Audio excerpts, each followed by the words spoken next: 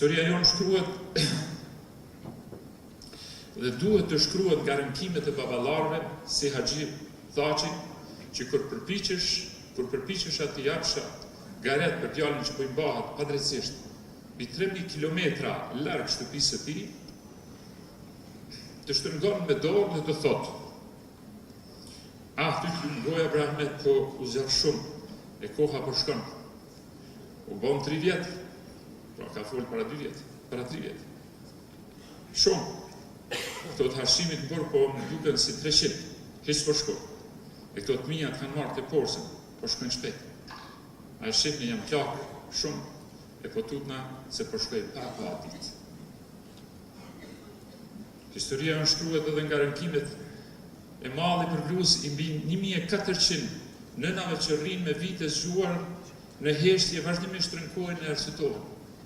O loke, unë nuk kërkoj asgjë. Dua vetëm të di se ku ka varë ngjarja. Pra janë ato 1400 nana, motra, vllazër, që presin të zhdukurit. Ku janë? Dhe veç ta dim ku kanë varë. Ajo shkruhet me heshtin po aq të fëmijëve, motrave, vëllezërve që rriten duke kërkuar kthimin pra edhe të vëllezërve, motrave të tyre që ende nuk gjejnë as heshtat më të dashur të tyre në kohën kur bota civilizuar hesht.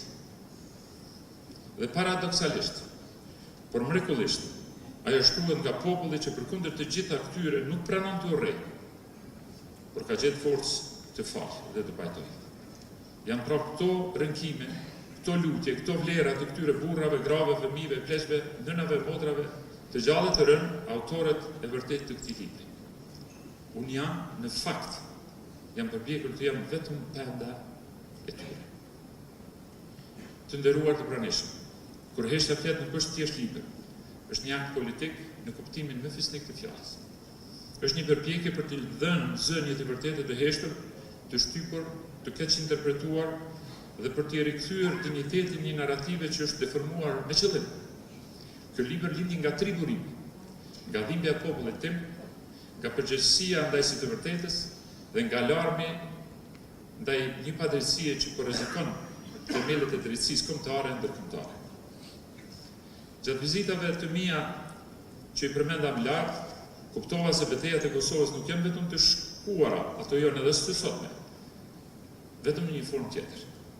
Kur vizituam Prekazin, atje ku ndërshekuj edhe gurët flasin, kuptova se historia nuk kërkon të bind, aja kërkon vetë të dërim të mos harrosh.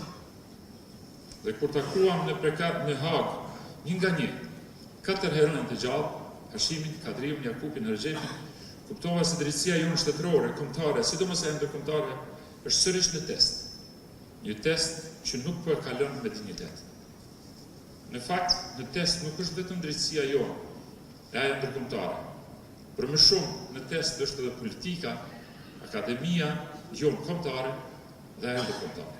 Një gjë duhet ta dimë se ato kurrë nuk kanë lëvizur nga inercioni i tyre. Andaj në test është ndërgjegja dhe përgjegjësia jonë ndaj atyre që patën guximin mos të heshtin, në kohën që edhe për një fjalë shkonte koka e jo vetëm karrika. Ajo që po ndodh atje nuk është thjesht proces gjyqësor, është narrativ politike. Është një përpjekje për të barazuar viktimin me agresorin, kriminalin me qëllimtarin, të vërtetë me propagandë. Më duhet ta them qartë dhe do përpiqem ta them me zë të qetë, megjithatë, por me qëndrim të pathyeshëm. Pa vendosur drejtësinë në vend, për 4 liderët tanë nuk mund të ketë drejtësi të plotë as për Kosovën. Pa të vërtetën dhe drejtësinë nuk ka paqe, dhe pa integritet të asaj drejtësie nuk ka besim. Dhe këtu nuk flasim për emocion, flasim për fakte. Specialistët e GND-s e dinë mirë se ky proces ka devijim procedural. Juristët ndërkombëtarë dinë se standardet e barazisë së armëve janë thyer. Akademikët dinë se kjo gjykatë është produkt i një presioni politik me mandati më të çuditshëm që ka njohur Evropa dhe bota demokratike. Të gjithë e dimë se akuzat nisën në raporte të fabrikuara, të furnizuara nga aparati një shteti që kreu krim e gjenocid këtu në vendin tonë. Harresa nuk i vret vetëm të vdekurit, aja vret edhe të gjallët, edhe më keq, vret edhe të arshme. Andaj ky libër është një sfidë morale dhe politike ndaj çdo mekanizmi që tenton të zhvendosë fokusin nga krimet e kryera kundër shqiptarëve të ata që u mbrojtën, u organizuan dhe sollën lirinë sot që ne ekzistojmë. Andaj, miq të dashur, ky libër nuk kërkon të ndërtojë legjenda, nuk kërkoi të krijojë heronj të ri. Ata ekzistojnë. Janë këtu, të Jashar në Prekas, të Zahiri në Lap, të Ramushi në Bugaqin, në Krush, në Mej, në Rezall, në Izvic, në studime, gjithande. Janë të nënat, të baballaret, të fëmijët tanë. Janë të 4 lideret që sot po përballen me padrejtësi të paparë në histori. Andaj, dua që nga zemra t'ju falenderoj të gjithë juve për këtë prezencë kaq madhështore. Ky është një mesazh për të gjithë ne dhe për gjithë ata që na shiqojnë dhe që veprojnë. Faleminderit nga shpirti që nuk e lini heshtjen të flas vetëm, por të flasim, lutemi e veprojmë bashkë për të vërtetën dhe dinjitetin njerëzor e kombëtar.